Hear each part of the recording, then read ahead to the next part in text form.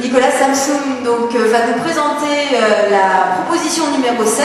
Donc, il est directeur général d'un établissement public d'aménagement. Il est adjoint donc, au maire de Massy, chargé de l'urbanisme et de l'intercommunalité. Il est membre du conseil scientifique de Société en Mouvement. 90 secondes. J'ai pas le droit à 45 secondes d'introduction. Après une introduction comme l'a fait Gilles de Robien, c'est forcément difficile. En 2001, la communauté scientifique unanime nous a dit que le changement climatique était en route, que c'était notre faute et que les conséquences seraient au mieux très importantes. Depuis quelques jours, nous le savons, ce sera pire. En 2004, Gilles de Robien avait, comme ministre de l'Équipement, à l'époque chargé de la météo, présenté un dossier très complet sur le sujet. L'écho médiatique a été faible pour être bien élevé. Eh bien aujourd'hui, la prise de conscience a lieu, tant mieux. La solution, et je devrais dire plutôt que solution, la limitation des dégâts, nous le savons, ne sera pas, je reprends les mots de Gilles de Robien tout à l'heure, ne relèvera pas du simplisme, elle sera complexe, elle sera contraignante, elle sera difficile, et nous avons deux risques à éviter. Le risque du gadget. On va faire un tramway, quelques bâtiments très haute qualité environnementale, et tout ira bien.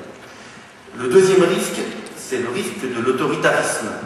Ne conduisez plus, éteignez les lumières, ne mangez pas trop, ne parlez pas trop fort. Et évidemment, là encore, imposer à tout le monde, ça ira. Ces deux risques, ils relèvent d'un même défaut et d'un même défaut d'orgueil. Ils relèvent du défaut de croire que la solution vient d'en haut, que je ne sais quel vice-premier ministre chargé de je ne sais quoi, venant comme sauveur du monde, résoudrait le problème. Il vient d'un manque de confiance dans la société en mouvement. Ce que nous croyons, c'est que la solution au problème majeur du développement durable, pour prendre le terme qui résume le mieux, reposera sur la mobilisation de la société en mouvement. Voilà pour ces mots d'introduction. Alors j'en viens aux propositions. Cette proposition, elle tient en deux idées. La première, c'est de déclarer la mobilisation générale. Le terme guerrier, je l'assume, parce qu'il est à la hauteur de l'homme. Un homme politique français que nous aimons bien, malgré quelques égarements, a écrit il y a longtemps un livre qui s'appelait Le droit au sens. Eh bien, la proposition que nous faisons, c'est de dire que les Français et que la société tout entière a droit au sens pour ce qui concerne les questions d'environnement et le changement climatique en particulier.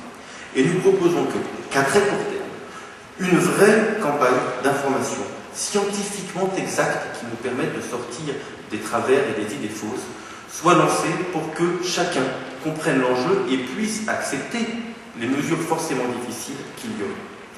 Et parmi les débats les plus stupides dont il faut sortir, et vraiment l'introduction de Gilles de Robien, je ne la connaissais pas mais tombe parfaitement bien, c'est le débat faut-il faire des efforts en France ou à l'étranger. Les Français qui n'ont pas envie de faire trop d'efforts vous diront ça coûte moins cher de gagner du CO2 en Chine, c'est vrai, techniquement c'est vrai. D'autres vous diront c'est plus responsable de faire les efforts chez nous, c'est vrai aussi. Notre proposition est simple, le protocole de Kyoto nous impose d'économiser un certain nombre de millions de tonnes de CO2, c'est comme ça que ça se compte. Nous proposons que pour chaque million de tonnes que nous économiserons en France et que nous fassions tout Kyoto que nous devons faire en France, nous fassions la même chose à l'étranger. Depuis des siècles, nous faisons de la coopération pour défendre nos intérêts commerciaux. Je vous propose que nous fassions de la coopération pour défendre nos intérêts climatiques.